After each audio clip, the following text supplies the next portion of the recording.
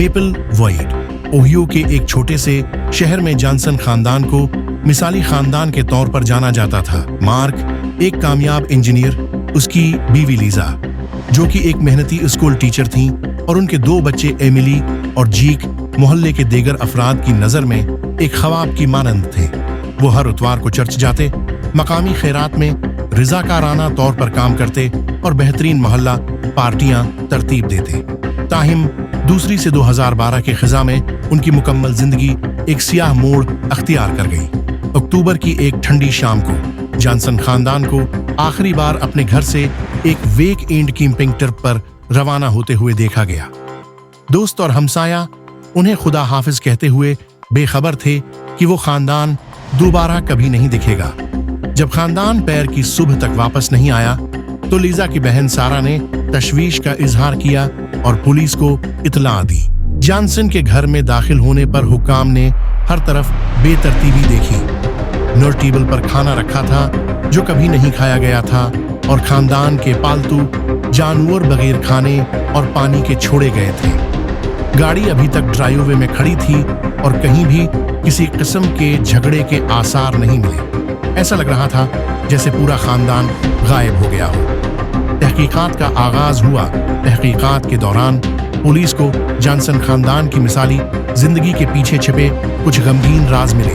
Mark हाल ही में नौकरी से निकाले गए थे और माली मुश्किलात बढ़ रही थी। लीजा ने तलाक हुई थी कि वकीलों की तलाश शुरू कर रखी थी, और पड़ोसियों ने कहा कि वो कुछ दिन पहले घर से ही धाड़ते हुए झगड़ों की आवाजें सुन रहे थे। ये कम्युनिटी खौफ और कियास आराइयों में डूब गई थी। क्या ये एक अफसोसनाक हादिसा था? क्या ये एक मंसूबा बंद फिरार था, या फिर कुछ ज्यादा ही तारीख हुआ था? पुलिस ने करीबी जंगलात और झीलों की तलाशी ली, मगर किसी का भी सुराग नहीं मिला। हफ्ते महीनों में बदल गए और केस सर्द पड़ गया, यहाँ तक कि एक हाइकर को एक छिपे हुए कैंप साइट का पता चला जो मेपल वॉइड से तकरीबन 33 मील दूर था। एक आग की जगह के करीब हाइकर ने जॉनसन खानदान की जाती अशिया पाए, जिनमें लीजा की एक मुनफरिद ब्रिसल्ट भी शामिल थी।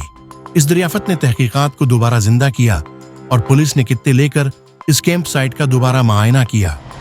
आसपास के इलाके में एक कम गहरी कब्र दरियाफ्त हुई। इसमें दफन इंसानी बाकियात मार्क जॉनसन की थी। मौत की वजह चोट थी, जो मुमकिना तौर पर शदीद जिस्मानी तशद्दुद की वजह से हुई। कम्युनिटी गम और गुस्से में डूब गई और बाकी खानदान के अफराद की तलाश मजीद शिद्दत अख्तियार कर गई। तहकीकात के दौरान सारा, लीजा की बहन, ज्यादा से ज्यादा मुलव्वस हो गई। वो एक निजी तहकीककार के साथ राबते में थी जिसने लीजा के माजी का पता लगाने की कोशिश की। ये बात सामने आई कि लीजा को जहनी मसाइल का सामना था जो इसकी मिसाली जिंदगी के दबाव की वजह से और बढ़ गए थे। आखिरकार पुलिस को एक इत्तला मिली जिसके जरिए उन्हें एक छोटे से शहर वेस्ट वर्जीनिया में लीजा की मौजूदगी का पता चला, जहां एक औरत जो लीजा से मुशाबा थी एक फर्जी नाम से रह रही थी। जब हुक्काम वहां पहुंचे, उन्होंने लीजा को एक बोसीदा होटल के कमरे में अकेले बदहाली की हालत में पाया। तहकीकात के दौरान लीजा ने सच बता दिया। खानदान ने अपने मसाइल से बचने के लिए फिरार होने का मंसूबा बनाया था।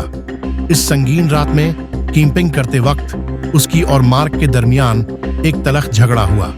गुस्से में आकर लीजा ने मार्क को मारा, जिसके नतीजे में उसकी गैर इरादी मौत हो गई। खौफ के आलम में लीजा भाग गई, अपने बच्चों एमिली और जेक को उनके वालिद के साथ छोड़कर, ये सोचते हुए कि वो उनके लिए महफूज होंगे।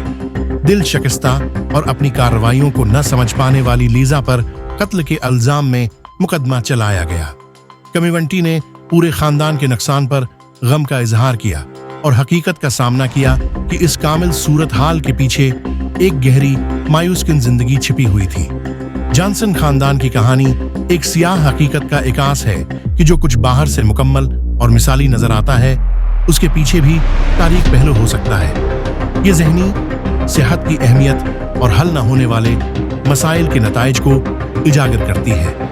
ये कैसे एक अलमनाक दास्तान है जिसमें गम, नुकसान और इस संगीन सवाल का सामना करना पड़ता है کہ انسان کو اتنی مایوسی میں کیا چیز ڈال سکتی ہے جو اسے ایسی فیصلہ کن کارروائی کرنے پر مجبور کرے۔